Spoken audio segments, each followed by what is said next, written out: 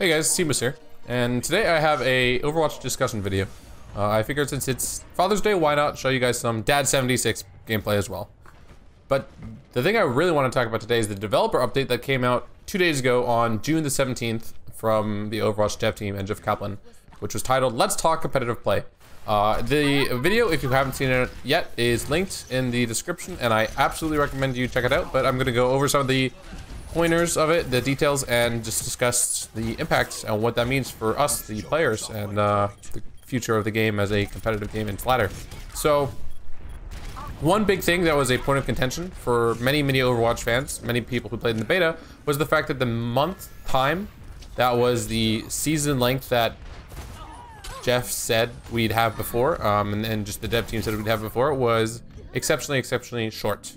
It was similar to Hearthstone, and it makes it very hard to sort of, excuse me, maintain your ranking, and you'd have to consistently grind every month to stay at the heroic level or whatever level they wanted. And that's been scrapped. The time, or the time it would take is now 2.5 months. A season takes about 2.5 months before there's some form of ranking reset, and we don't know what the ranking reset is just yet. But that time frame, that difference from 1 month to 2.5 months is fantastic.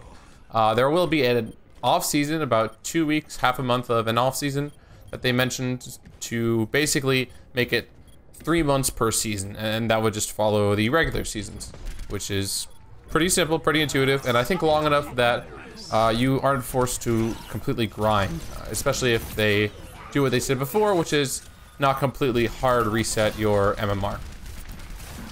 The next thing that brings me to is the MMR, the new ranking system. Instead of having heroic, challenger, master tier, all the jazz that they had before for beta, what they're planning on doing is instead having a ranking, a numerical ranking from 1 to 100.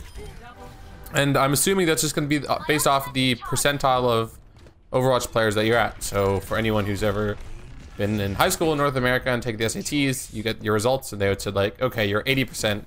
You're in the 80th percentile, so you're better than 80% of the player base, like lower than 20%, or 19, I guess, technically. But yeah, that's really awesome. It's not necessarily your real elo, your actual specific ranking, but it's close enough because you can gauge yourself against literally everyone else.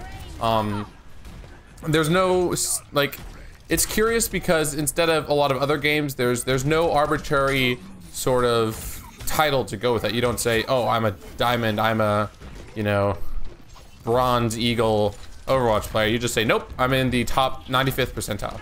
Or if you want to be pro, you know, I'm in the top 99th percentile. And I think it's really simple. I think for the most part, people understand it pretty easily. And I think that's a great change as well, because it's close enough to actually telling us what our actual ranking is compared to the player population. That's really sick. Some other changes they talked about were the changes to sudden death. So as a beta player with a lot of hours put into competitive in beta phase 2, let me tell you, games went to sudden death a lot. And that is something that the developers have noted. And considering the fact that sudden death was a toss-up, it was one map out of the King of the Hill style maps. It was really dissatisfying. It wasn't enjoyable to play 10 minutes, 15 minutes, whatever, how long of a game, and then, or I guess it could take longer, but then everything is decided just by like one sudden death mode. One map, not even two, or not even like a 2 or 3, it's just boom, that's it. So you play up to 20 minutes of a game, and then all of a sudden, all of that work that you put into that game means nothing, and it's nearly a coin flip for the last point in how you, if you win, if you gain the ranking or not. So that's a really good change. Again, they didn't give many details as to what they want to do, but that is a change that I think many players are happy that the developers noted the fact that, yes, we do see way too many King of the Hill capture maps, and we're going to try and reduce that sudden death, because they still want it to be a thing, and I understand. Like, if the game takes a long time and you really can't find a resolution, having a sudden death to determine it in like a nail-biter-esque fashion would be really sick. But unfortunately, it was just happening way too often in the beta. Another huge change that's a little bit relevant to the map that I'm currently playing on is the assault format. Jeff Kaplan said that they wanted the games to last longer on those maps. And this is another thing with my experience. I found that a lot of competitive players, a lot of people in the beta hated playing assault maps, so much so that they're currently banned from competitive play because they always, they're very snowballing. It really takes like 1 or 2 real team fights to win the game, and all of a sudden the game could be over in a blink of an eye. And that's not fun for anyone. That's not fun for spectators, not fun for players who play a 60 to 120 second game, and then all of a sudden they swap sides and then it's the same story the other direction. So, assault format, they didn't give us any extra info, but they said that they want to make the games longer, the maps longer, which I'm really curious about whether or not they'll add another point or what they do. So yeah, that's probably, that's something that we don't have much information about, and I'm very curious as to what they do, but I have faith. I really trust them. So I mentioned before that there's no more ranking tiers. I don't remember the exact order. It was like Challenger, Expert, Master. No, I'm missing one. Oh, it's Challenger, Advanced, Expert, Master, Heroic, which was in Beta 1 or Beta 2, the competitive update. But that's not going to exist anymore. It's just going to be straight 1 through 100. Your skill ranking, and that is how you're going to be matched up against people. Which brings me to the game mode, or just ranked games in general. So if you didn't already know, the game will have a dynamic queue, sort of similar to what League of Legends does, which is you can party from anywhere from 1 to 6 people. As far as we know, currently they don't have any plans to match. Like the machine, as they said, is going to try to do its best to match solos with solos, 6 decks versus 6 decks, etc. But considering just the game design problem of just matchmaking and finding perfect matches, like perfect 6 decks versus 6 decks, that's not always going to happen.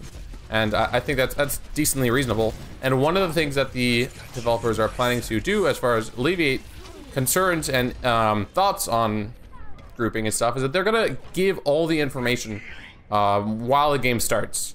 So pre-mades, player skill ranking as well, the average team skill ranking, skill rating, and that's really, really curious to me because before the game is over, you will know how many points you get. You won't have a super, you won't know 100% what exactly you're fighting for, but you're gonna have a decent amount of knowledge. Like if our team is rated much lower than the enemy team, then we will likely get more points for our ranking than previously, or against a team our ranking. That's how the ELO system works in MMR based games. If you're a lower ranked player or a lower ranked team and you play against a team that is higher ranked than you, you will obtain more points if you win, and you won't lose as many points if you lose, which is very, very balanced. The fact that they're showing that to us, from what I understand and from what they said, they're showing that to us before the game begins or while the game starts is really, really cool, and not many games do that. Another thing that was mentioned in this 10-second video, how long was it? Yeah, it was 11, okay, I said 10 seconds, excuse me. It was 12 minutes total, but they talked about so many things, is rewards for being a highly ranked player. So I'm not sure how high you have to be ranked for this, but Jeff Kaplan mentioned Golden Gun awards or rewards for highly ranked players.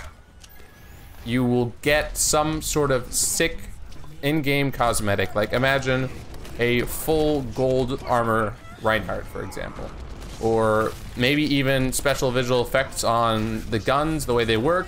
That's something that Jeff teased, but we don't have much information about. I don't know whether or not it's going to be hero specific to your MMR or how any of that's going to work, but it is very, very exciting, and it does sound like an awesome reward for players. And I think that covers everything that was in that video. So very, very awesome video. I've said this before, but I have been incredibly impressed with how much transparency Jeff Kaplan and the team have had, how much they've talked to us, to the community, spoken with us, and also just how much feedback they took during beta, and I'm assuming now in the forums. And of course, they also said that there will be more information coming soon. So for anyone who's interested in ranked, I think that's really, really exciting news. I don't think there was like, there are a few concerns you could have, I guess, still about ranked, but they alleviated so many that it's really incredibly exciting, and I'm absolutely looking forward to playing ranked when it drops. And when it's supposed to drop is June, so we're about 2/3 of the way through with June right now. I'm assuming it'll probably be late June, maybe even pushed to early July, but as far as I'm concerned, they said they still want to release it in June, and that is really exciting. So anyway, that's been my discussion video on this topic. I hope you guys enjoyed my gameplay. I think I mentioned this before, but for anyone who's new, the videos I make are obviously supposed to be educational and analytical and stuff, but I care very, very much about the competitive community. I hope the game succeeds as an esport, and I figured that once a week or so, talking about concepts and important things like this as they come up is a worthwhile endeavor. So anyway, tomorrow I will have my Widowmaker guide up, the basic guide starting tomorrow, followed by the advanced guide, the overanalyzed video, and then the gameplay and analysis. And Widowmaker is a interesting hero since she was changed recently, but IMO, she's still very, very powerful. Anyway, guys, look forward to that video coming up, those few videos coming up in the next few days. As always, thank you very much for watching, and I'll see you all later.